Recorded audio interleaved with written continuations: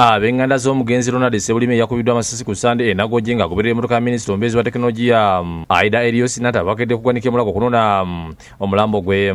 Bano poliisi esoose kubakozesa statement balazinyeki gye bali omuntu waabwe bwe yakubwa amasasi. Mutemu Kiseba abeera awo gwe n'omukulembera kati n'addamu n'akulembera gwe ssebo n'ategera nno omutegedde n'omugoba n'omusanga n'otufuna n'obudde obuvaamu otambuza ebigere ogenda obuulire poliisi nga bw'osanze omutemu. Kyala Nataba ndi mu advert tusaba naawe naye oyogeranga ebigambo nga bukakafu ng'omu advert bakkiriza okwogera ebigambo ebikakafu naye yawadde statement n'agamba nti omwana yabadde ne munne ku piki n'adduka n'emmundu omwana yabadde bwomu ng'atadde ebicupa bya soda bibiri mu nsawo n'omugaati. Mwamunyudde mu bulamu bw'ensi eno nga tannatuuka kufa. Mutuyambe mukole ku nteekateeka eziika omwana waffe. Mu ssaawa z'amalaga ekyemisana omulago gubaweereddwa okugutwala ku kyalo Nakabogo bbira.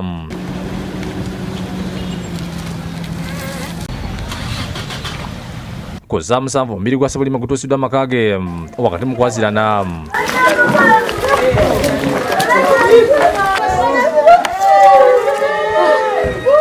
Bano bakubyekereza evvannyuma wakati mu kulimira abaamuse.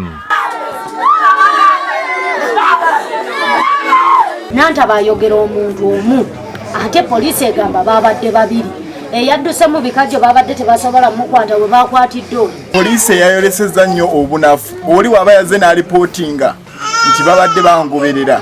Poliisi oshutinga otya okuba omuntu ng'oli ye kennyini takubye. Nantaba aba mukyala muzadde aveeyo alabirira abaana wakiri abeeko kabawa buli mwezi kwaloni abadde taata abadde maama. Mu mbeera y'abatuuze b'e Nakabogo bbira nga balina ab'enganda za Sebulime basabye minisita Nantaba yeetonde olw'okutiisa omuntu waabwe era ayogera amazima ku ebyo byabaddewo.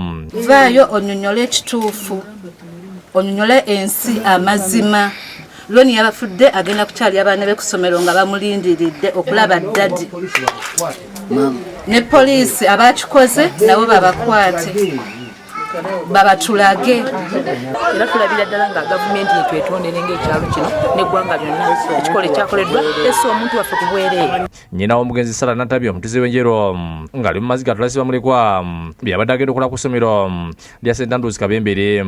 Atutegeezezza nti mu kaseera kano tamanyi kyagenda kukolera abaana bano kubanga mutabani gwe basi abadde buli kimu. Kati bwe nfiira wano era ababa basigadde mu bbanga bakatidde kitaabwe nze maama nange.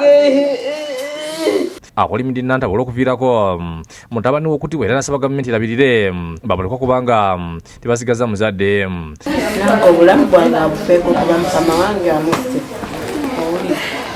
abaana sirina kyabbawa awakati wali mmere munange yabadde ayiya akawunga. Bamulekwa bategeeza nti mu kaseera kano tebamanyi we bagenda kuddukira kuba tebakyalina muzadde olwanyuma bw'ezawedde Florence okufiira mu ssanya 2012 ate nga n'ekitabo kati yatemuddwa. Twagala atuwe fizi kuba taata yabadde atuwalala yabadde alabirira ne jjajja ewaka kati avuddewo tetumanyi kyetugenda kulya tetumanyi we tunaasoma.